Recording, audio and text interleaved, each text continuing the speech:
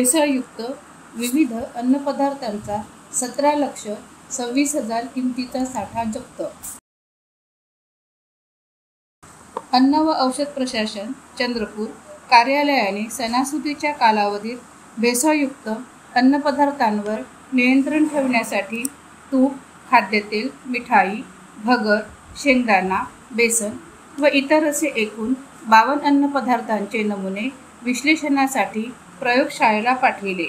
यात refined soybean तेल, white barfi, शेंगदाणा, तूप व टोस्ट इत्यादी अन्नपदार्थांचा 14,626 किलोग्रॅम वजनाचा किंमत 17,26,853 रुपये किमतीचा साठा जप्त करण्यात आला।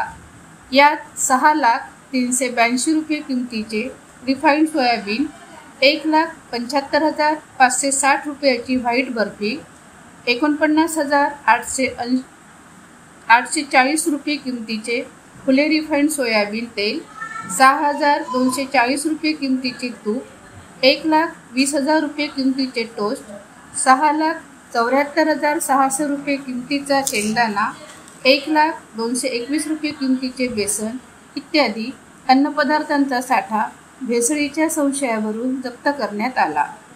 सदर अन्नपदार्थाचे नमुने विश्लेषणाकरिता प्रयोगशाळेत पाठविण्यात आले आहेत।